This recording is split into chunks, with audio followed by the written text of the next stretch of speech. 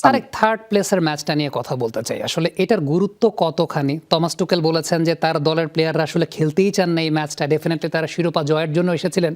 এটা কি আসলে এক ধরনের যে মানে ব্যাক টু ব্যাক ২ টা হার এইটাকে এভয়েড করতে চান কিনা সবাই?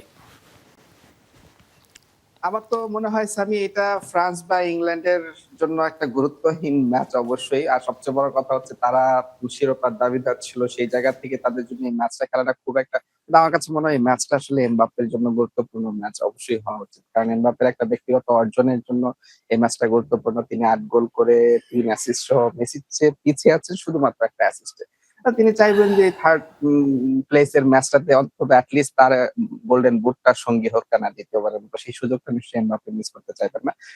তবে ফ্রান্স হয়তো এটা মুখের কথা, বা ইংল্যান্ড আমার কাছে সবসময় মনে হয় যে আপনি এখন এটা থার্ড প্লেস নাকি, লড়াইটা তো হবে ফ্রান্স এবং ইংল্যান্ড এই দু দলের যে প্রতিদ্বন্দ্বিতা বা যে সম্মানের ইয়েটা হয় আমরা সবসময় দেখি, সেই জায়গাটায় তো কেউ কাউকে ছাড় দিবে না নিশ্চয়ই। দেশম তার শেষটা নিশ্চয়ই এটলিস্ট এখানে তো জয় দিয়ে তিনি করতে চাইবেন। এবং লাস্ট বিশ্বকাপে ইংল্যান্ডকে কিন্তু ফ্রান্স হারিয়েছিল কাতারে, আমার সেই ম্যাচটার কথা মনে আছে। খুব সম্ভবত ২-১ গোলে হেরেছিল ইংল্যান্ড। হ্যারি কেইন বেশ তার অশ্রুসিক্ত চোখে সেই ম্যাচটা শেষ করেছিলেন। ইংল্যান্ড তো এবার সেই প্রতিশোধ অবশ্যই নিতে চাইবে বিশ্বকাপে ভাবছে। যেহেতু তারা আহ একটা মানে তুখেলের ভুলে আমি বলবো যে আর্জেন্টিনার কাছে হেরেছে, পেনাল্টি গেছে, ঠিক আছে। তবে এই তুখেলও নিশ্চয়ই এই ম্যাচটা দিয়ে, থার্ড প্লেসের এই ম্যাচটা দিয়ে তিনি তার যে ঘাটতি বা হয়তো হতে পারে এটা একটা হচ্ছে আহ বিশ্বকাপটা শেষ করার আগে শেষবারের মতো দলটাকে করা। তো ইংল্যান্ড ফ্রান্স এই লড়াইটাই সবচেয়ে বড়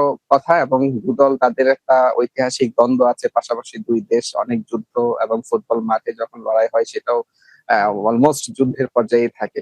তো এখানে আসলে কেউ কাউকে ছাড় দেওয়ার সুযোগ নেই, এবং যেটা বললাম যে এমবাপ্পের জন্য একটা ব্যক্তিগত অর্জনের একটা ম্যাচ হতে পারে। হ্যারি কেইন তিনিও চেষ্টা করবেন, তিনি ৬ গোল করেছেন, তিনিও যদি ৩টি গোল করতে পারেন তিনিও গোল্ডেন বুটে এগিয়ে যাবেন। সব মিলিয়ে আমার কাছে মনে হয় যে ইংল্যান্ড এবং ফ্রান্স এই কারণেই এই ম্যাচটা সবার দেখা উচিত এবং সবার দৃষ্টি থাকবে এই ম্যাচটার দিকে। এবং তুখেল এবং দেশম ২ কোচের লড়াই, সেখানেও নিশ্চয়ই একটা দারুণ প্রতিদ্বন্দ্বিতা হবে স্যার।